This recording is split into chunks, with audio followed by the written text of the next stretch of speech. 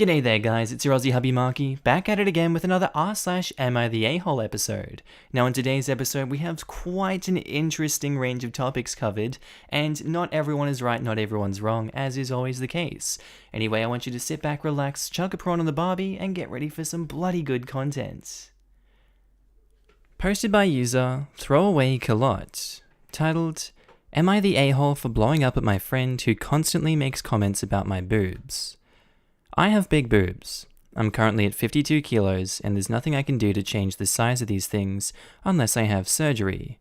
I'm also extremely shy and from a very conservative family, so my resentment and shame towards my bust is an ongoing issue.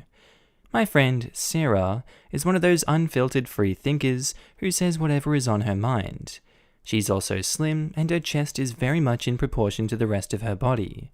We work together, and I'm always secretly jealous of how great shirts and tops look on her, whereas I look very sloppy and unprofessional with oversized, ill-fitting clothing. Sarah has this way of always bringing up my boobs in conversation, starting off with complimentary, but often ending with a subtle insult. She knows they're a physical feature I'm uncomfortable with, but doesn't let up. Examples of things she'll say is how my boobs look good now, but give it a few years and they'll be down to my knees. Ha! Or she'll show me comments on Reddit where people are discussing chest size preferences, and most are commenting how they much prefer a smaller bust over a large. Or just a general reminder of how work or men will never take me seriously because of my quote-unquote cartoon boobs. I know she's trying to have light-hearted fun, but it gets to me and I've told her a few times to drop it before. Now we're working from home. We all have daily video calls and meetings. Uniform is not necessary and we can wear what we like. A few days ago, it was extremely hot, and I was wearing a lighter, more revealing top than my usual baggy cover-ups.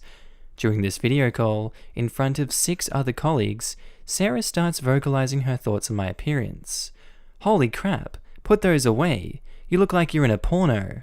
We don't need to see that first thing in the morning. Ha ha ha. I was mortified. One other colleague laughed along, but the rest looked uncomfortable. I felt close to tears, made an excuse, and left the meeting. Sarah called me up half an hour later, asking me what was wrong, and I went off on her. Told her to go screw herself, and was sick of her constant jabs about my appearance. I went on a 10-minute tirade and hung up. Sarah has been off sick since that day, and we haven't spoken again. I'm wondering if I was too harsh, and maybe should call and apologize for my outburst. Was I the a-hole? Edit, I'm fuming. I just spoke with a colleague, John, who was part of the video call that day, and he told me that Sarah's been telling everyone that it's me that's been bullying her and making her feel insecure about her appearance. When she made those comments during the meeting, it was in retaliation to how I've made her feel. Apparently, I said she looks like a boy and called her flat-chested and ugly several times in the past. I have never and would never say this.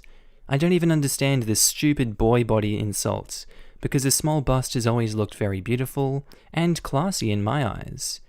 Anyway, John knows she's full of crap, and has suggested we speak with HR. The others will also back me up. I know most people here suggested I do this, and I wasn't sure at first, but screw it.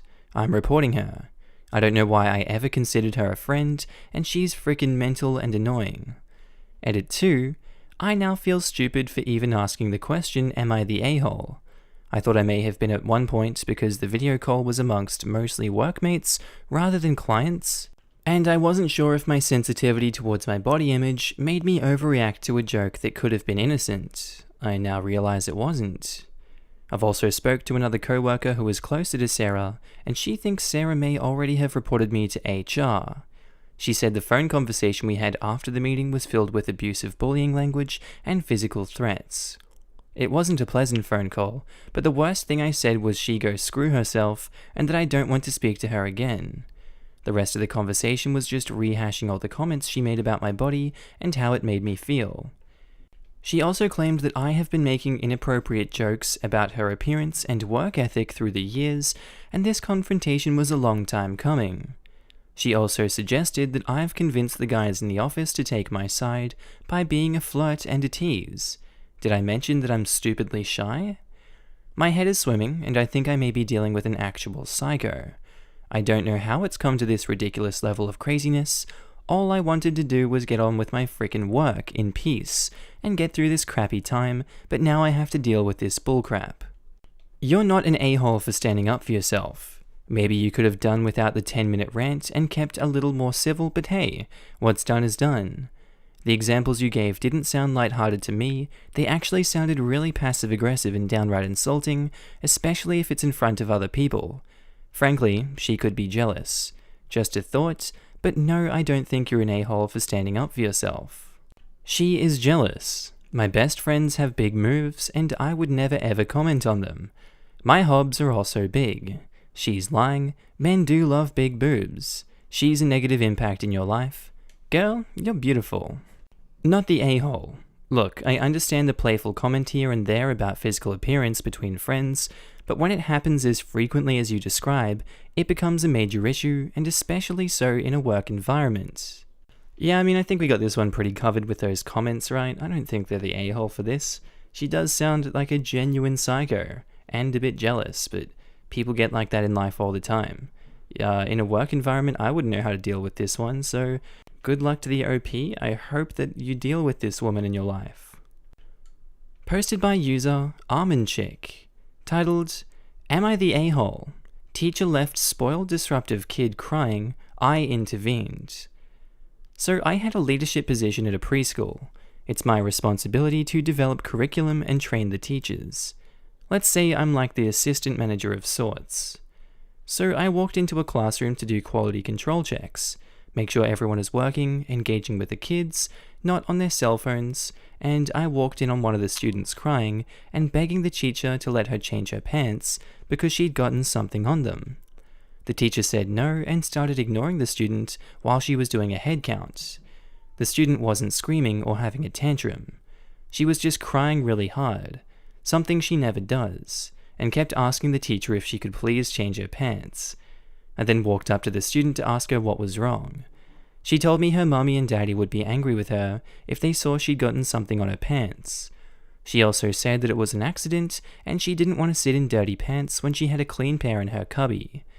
The teacher said the student intentionally got her pants dirty and did this all the time so she could change them. I then said okay and took the student to the sink to wash her face/talk to her. I told her we could try to get the thing off of her pants so that mummy and daddy could see that it was clean. She stopped crying and said okay, let's try it. So I showed her how to wash her pants, and with soap, and had her try to get the stain out. We worked on this together for maybe 20 minutes before the stain started to look better. The stain didn't come out, but the kid stopped crying. I then explained to her how important it is to think about our actions and that if we want to keep things clean, we have to not do things to get them dirty. I gave her a hug and sent her back to the rest of the students. The next day, I found out the teacher went over my head to the manager, who is also a close friend, and told the manager that I undermined her. After I was informed of this, I went to the teacher directly and asked her why she felt that way. She said that that child is always acting really spoiled and that letting her get away was letting her win. I told her that is not our place to do things like that, and when we see a kid cry, we do have a responsibility to, at the very least, try and console them or help them understand. They're 3 to 5, by the way. I was honestly furious with the teacher at the time, and had I been that child's parent, I also would have been angry. For me, it's not that she didn't let her change her pants. I didn't let her change them either. It's more about how she let a child at that age be visibly upset, disturbed, and panicked because of it. Edit, this has been really interesting. Thank you everyone for sharing your personal stories. They've really helped me gain some perspective. Edit 2, I left this in a comment to help shed some light on what exactly I'm asking about. It's pretty clear I posted in the wrong sub, but you guys seem to be having fun, so I won't delete it. Yeah, I think I didn't explain the nuance enough in my original post. The moral dilemma isn't whether or not to console the kid, it's whether my role as lead teacher and person in charge of making sure teachers are doing their job requires me to intervene if I believe they're not doing their job. And then who am I to even say if they're doing their job? That's kind of what I was trying to get feedback on, but it's clear this was not the sub for that. Edit 3. Y'all are really making some leaps, so let me clear things up. I am an experienced teacher, both in years in the classroom and in education. The teacher in the room was 18 to 22 years old, and this was one of her first jobs. So I didn't get to be in charge because I'm friends with the boss. I have been at this job much longer than she's been. I am friends with the boss because we've worked together for a while. I did not know her at all when I got the job. And I've been in similar situations and asked an aide to take over while I dealt with the child, so that's how I would have handled it. Not the a-hole. I'm more surprised about the parents getting angry at 3 to 5-year-olds for getting their pants dirty. Who expects them to stay perfectly clean? Yeah, that was strange to me as well. I think they just get upset when it happens frequently. I hope so, at least. Even as a small kid, I had severe anxiety about my parents getting angry at me over frivolous things. My mum still asks me why. Spoiler alert, I wasn't abused, and I have no clue. It could be early signs of anxiety, but I'm no professional. I saw in another comment you'd keep an eye out. I just wanted to add another perspective. You're doing amazing work. Yeah, I'm surprised everyone is jumping right to abuse. Obviously important to figure out if it is, but I have super supportive parents and always have. They never got angry, but worried like crazy, and that anxiety was passed on. Not the a-hole. You sound like a gem and exactly what a little one needs. Lol, I don't know her ratios, but where I worked, it was 24 3 to 5-year-olds to 2 teachers. Taking 20 minutes to talk through a tantrum makes OP look so kind, but it's not possible when you're supposed to be jointly supervising 20-something other preschoolers. Nothing like a supervisor being so proud of how they handled one child. Drop the ratios significantly, OP, and I'm sure the teacher would have the time to spend 20 minutes focusing on a single kid. This is exactly what I was thinking. I'm studying to be a preschool teacher, and they've emphasized to us on many occasions that when a child cries, you try and diffuse the situation, but you can't be distracted from all your other students. You can't just step away from the class for 20 minutes and leave them unsupervised. There is a lot of people saying that they're the a-hole or everyone sucks here in the situation. I kind of think those ones are really, really negative reviews of the teacher, and given the edits, I think we did get some more insight into this one. So I'm going to stick with my opinion. She doesn't suck here, and I think she did the right thing. But obviously, you guys are welcome to agree, disagree, whatever in the comments. Posted by user, yeah, no way, buddy. Titled, Am I the a-hole for telling my ex-husband's soon-to-be ex-wife that I, and by extension my daughter, will have no relationship with her? I'll try to keep it short and sweet. My ex-husband cheated on me with his current wife. We divorced, they got together and had a baby. Well, it's some years past that point, and surprise, surprise, he's done it again. He and his wife are getting a divorce, and he's probably going to marry his new affair partner within the next 6 months if he follows that pattern. More power to him and his penis. I literally do not care what he does with his life anymore. But I was pretty shocked to discover that his wife reached out to me, basically crying about what happened, how she couldn't believe it, and how now that we're in the same camp, so to speak, we should maintain a relationship so our daughters can still be in each other's lives, and so we can commiserate. I'ma stop him right there. No thanks, honey. No, not in a million years. You can piss off. Yeah, I told her to take a hike, and that if our mutual ex wanted our daughters to hang out, I was more than happy to schedule his visitation at the same time as hers so the girls could be together with their father, but that there was no way I was setting up sleepovers and playdates with her. I'm not bitter about it anymore. I'm remarried, etc. But I just want nothing to do with her. Haven't since the affair. She about lost it, crying even more about how I would keep our girls apart because we both know ex-husband barely keeps up with his visitation, blah blah, and how he gets when he's in a new relationship. Yes, now we both know, but before only I knew, and she didn't seem too sympathetic about my end.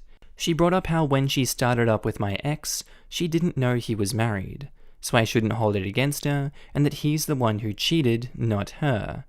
But I really don't care about any of that. Anyway, she obviously called me an a-hole, though not in so many words. My sister is also saying I should think about my daughter's potential relationship with her half-sibling. But I think that should be on her father to orchestrate if it's important for him that his children bond and have a relationship. So lay it on me. Am I the a-hole? Edit. Popular questions. My daughter is 8, almost 9, and her daughter is close to 7, either about to turn or just turned.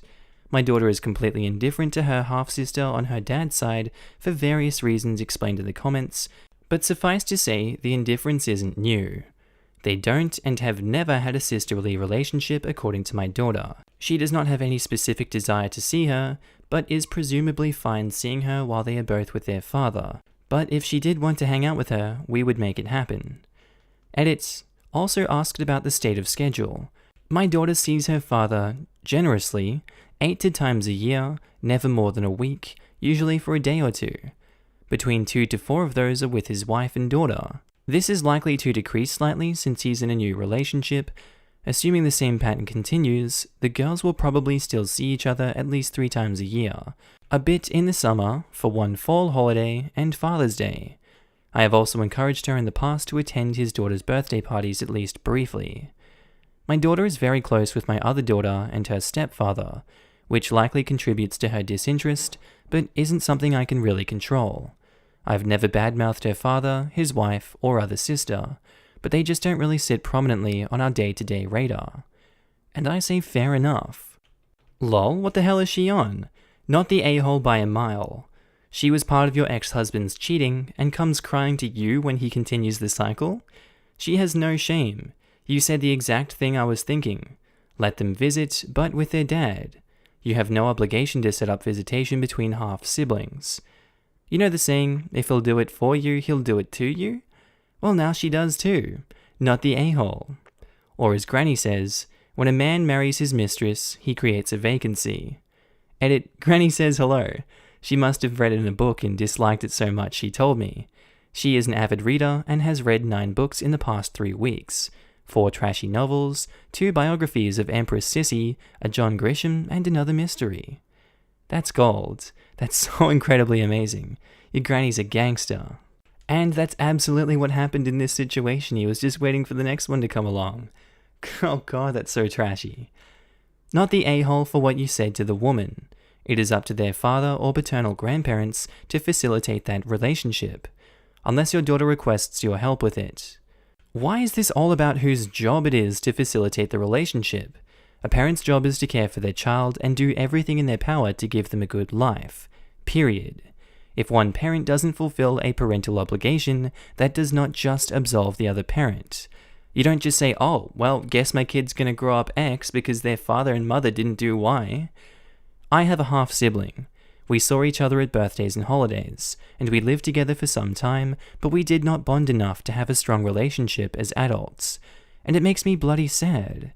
It's a lot harder to bond as siblings as adults, and I guarantee you an 8-year-old has absolutely no concept of how the relationship he has with her sister while she grows up will affect their relationship as adults. In my case, it really wasn't something our parents had control over, but OP does. Just consider how it could affect her in the future. Maybe they wouldn't ever come close, but I think they should at least be given the opportunity, and regardless of whose responsibility it should be to do what. The only thing we truly have control over is our own actions. And sometimes, if we want to do right by others, we have to do things that aren't completely fair to us or equal. That's just life. Additionally, I want to mention that relationships we have early in life form how we create and maintain relationships through adulthood. I'm not sure what message this sends about how we treat the people in our lives, even if we find them annoying sometimes or don't love spending time with them. I think if we only spent time with people we absolutely loved spending time with, then we'd be pretty freaking lonely. Speaking from experience. I don't know, just something to consider. Why do these responses have to personally target us, man? What the hell? I never thought of it like that. I never thought that the way you maintain relationships as a kid carries on to adulthood, but it makes a lot of sense. What? It's like exposing yourself. I don't know how I feel about this one. I feel like it's really nuanced and such a disgusting thing to do. And she's absolutely not the a-hole for cutting off that woman. Like, come on, you see the cheating in front of your eyes. You're like, oh, I screwed her over. I'm going to make things better now. No, shut up. Move along, sis. Get out of my life. That's all I have to say. Posted by Ecstatic Traffic 7, titled, Am I the a-hole for no longer wanting to help a disabled neighbor? I, 37 female, have a disabled neighbor, 30 female, who I have lived near for about 7 years. We have hung out here and there over the years, but we are not super close. She lives alone and has no family nearby. She has a disability that I don't know much about, which makes it impossible to lift anything at all from the ground, and limited range of motion with her arms. Though I do see her doing work with her hands, I do not understand what she can and cannot do. A few years ago, she started texting me and my husband, 47 male, for small to medium favors, like opening a window or putting her sleep apnea machine together. I go over and help. She has an aide who calls in frequently. Recently, she was unable to get her groceries delivered at a time when her aide could be there, so she asked if I would come over and do it. Also, she began having food delivered that people were leaving on the ground, and she was texting multiple times a week for someone to come over and place it on a table near the door so she can lift it. One day recently, she asked for help and I ended up taking out lots of trash and doing a load of laundry, which I felt crossed the line. The grocery delivery slots are severely limited due to the virus, and she's asked 6 weeks in a row for helping putting them away. This week, she sent me a message asking if I would agree to put her groceries away permanently. I pushed back, saying that this was a temporary favor that I would expect is going to end once the schedules align between the grocery company and her home health aide. She wrote me back and said that she was phasing out the aides in hope of starting a group of people who could exchange labor for each other. She is asking that I join and commit to putting the groceries away sometimes, being a backup for other chores when people cannot do them, and walk her dog once a week. After expressing my boundaries with favors, I am a little taken aback by her doubling down. The neighbor often suggests in text that she can offer things in return for the help. She did give me flowers once and a bottle of wine another time. She does say thank you. Am I the a-hole for wanting to tell her that I cannot help at all? I am a full-time public school teacher, and it's a job that breeds compassion burnout as is. I do not get joy out of helping her. I find these requests annoying, and I do not understand why she doesn't try to pitch in with the groceries in some small ways that are within inability, rather than standing around while I put the groceries away for 30 minutes or longer. Oftentimes, the requests for favors have come while I'm in bed, and I have to get dressed or say no, to which I feel she has bristled slightly when told no. I feel bad knowing that she has these limitations, but my mindset says that she should move to a smaller apartment, get rid of the dog, and/or make lifestyle changes to accommodate the cost for an aide, rather than replace that labor with friends and neighbors. Am I being ableist? Not the a-hole. It's a sad situation, but you can't become her unpaid aide. Asking for a favor once in a while is absolutely fine, but if your pitching in gets to the point where she can let her aide go, then yeah, she's crossed all boundaries. You are not free labor. You aren't a friend or family. I'm not saying don't shovel her driveway if you have time during the winter, or put her trash can back from the street if it's still out when you do yours, but these things are kindnesses. They are not a job. I'm not sure what's going on with her that makes her want to get rid of an aide. Maybe it's financial, who knows? But a polite, firm no is in order. I'm sorry, once quarantine is over, my husband and I will be back to our very hectic lives, and I'm afraid that we don't have regular schedules that we can commit to a regular thing. We're happy to help for now, but going forward our schedule isn't reliable. Or, leave out that last sentence if you are not happy to help out for now. It also makes me wonder if the aide wasn't even an aide all along. Maybe just some sucker that she duped into labor trading, especially since the aide calls off a lot, or whatever. Maybe that person finally told her they're no longer willing to do her chores, and she's positioning OP to be the new aide. Whatever the case is, it's really weird and she sounds like she's going to require firm boundaries immediately. Not the a-hole. I find it very confusing that she decided to start a labor trade, or whatever, without consulting you, and basically volunteering you for it. Like, why would she assume she could just phase out her aide, and you'd just take over everything for free? You've already been very kind helping her with frequent tasks.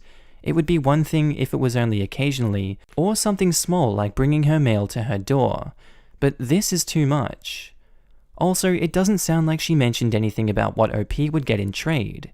If I say that I'm starting a gift trade and I'm going to need your watch, that's not a trade. Yeah, that's what jumped out at me. She asked OP to put away her groceries sometimes, walk her dog once a week, and be back up for other chores. That's a lot. If she wants to call this an exchange, she should be immediately describing exactly what she'll be doing in exchange for all of this. Yeah, that's a bit of a weird one to me.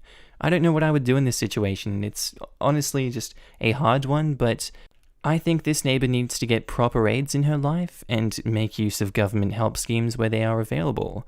I don't think you can rely on strangers, neighbors, or whatever for this scheme. It just seems unreasonable, and she should know that. Alright guys, I hope you enjoyed that episode today of r/AmITheA. Be sure to tell me what you would do differently in these situations. What advice do you have for the OPs of these stories? And who do you think was the a-hole in all of these situations? I'd love to know what you guys have to say. Anyway guys, this has been Markee. I hope you have a good day, night, sleep, whatever you're going to be up to today, and I'll see you in the next episode. Bye.